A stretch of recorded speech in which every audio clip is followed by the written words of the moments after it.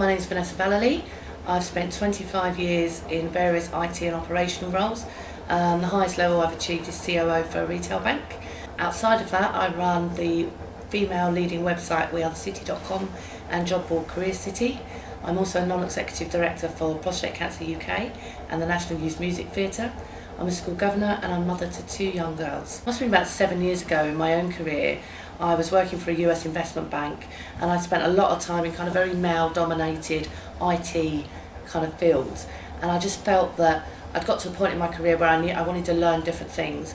The company I was working for wouldn't give me the budget to go and learn the things that I wanted to learn, so I knew I'd have to seek alternative ways of doing so outside of my work environment.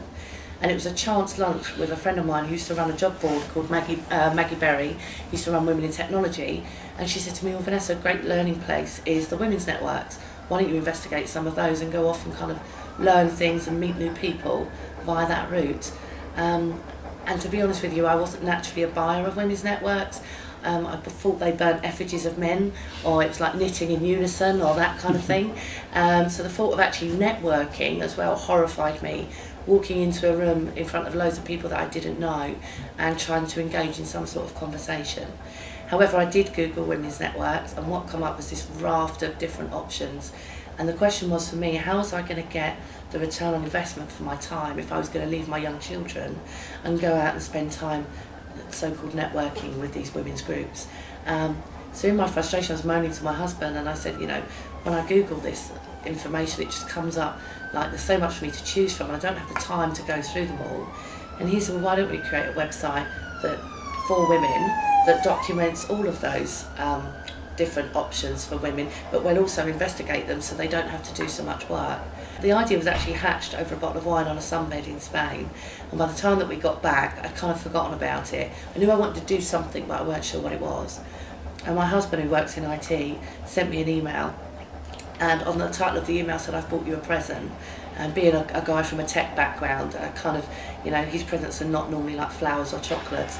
Anyway, he bought me a website domain, and he just put under the email, "Let's do something about it."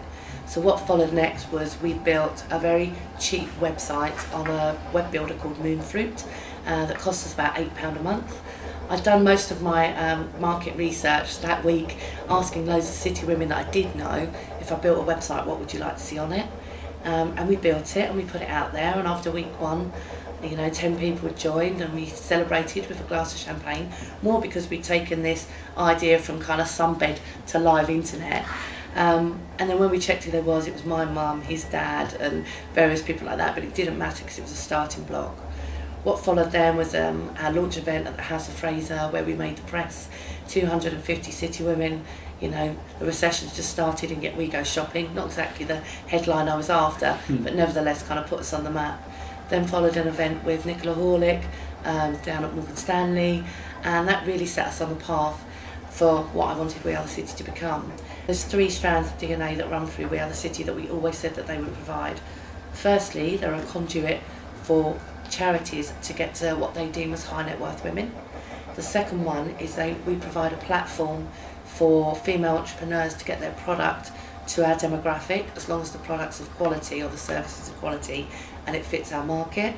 And lastly, that we will always promote the events and networks that will support women in terms of their careers.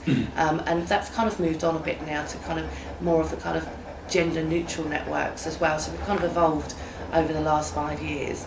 And the whole point of setting this up for women was really in response to the Lord Davis report about not enough women on boards and how we kind of need to build a pipeline of women, which has kind of come out in the subsequent couple of years. But that's really what We Are the City's about. It's about opening the eyes of young girls and people that aspire in their careers to the myriad of support groups that are out there. If you think of where we started back in 2008 with our 10 members on Moonfruit, we're on a cluster set of servers because we're so big. We experience around 3 million hits a month, around 65,000 unique visitors. We always said that we would get our content, we would get city women to write for city women. So that's exactly what we have. We have around 250 writers, most of which are women that work in the city, or they're coaches, or women that have left the city to set up their own thing. And they write and they give advice on a myriad of subjects, be it career, family, basically anything that touches a woman's day. We also promote all of the events for over 120 different networks. So you can literally go onto Vallely City and say, right, I'm going to give 2 evenings a month to upskilling or meeting new people. And you can go down the calendar and literally pick off an event that you can go to. So gone are the days where if someone was like me, frustrated in my career, and I'd have to go and look for this information. What we are is a centralised hub for everyone else, and we've pulled in all of this great stuff so that all our ladies have to do is log in and they can see it. And the best part of it, it's free. So so that from an age range perspective, there's something on there for everyone because we cover such a myriad of subjects. When I first went networking, my first ever network was Women in Banking and Finance. I went to discover what they had to offer, which is great. There's European Professional Women's Network, there's Forward Ladies, you know, the IOD do some cracking events as well, the FT, there's Women on Boards if that's what particularly interests you. From so many different standpoints, from an industry standpoint, so for example there's little groups like Women in Mining, or you've got bigger groups like Women in Marketing, and there's a women in everything, you know, but say what we're trying to do is branch out and find the networks that are kind of gender neutral. Most of these would absolutely welcome men, but they started off as women groups to kind of address that particular shortage perhaps of women in that area.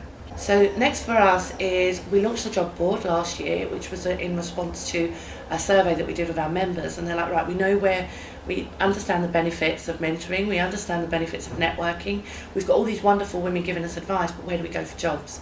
So we launched Career City as an integral part of We Are the City, and we work with a number of key clients to basically who are looking to kind of level the field in terms of their gender balance and perhaps attract more of those maternity leavers back to their organisations. So Career City is great, it's been running since October and we're kind of building that brand.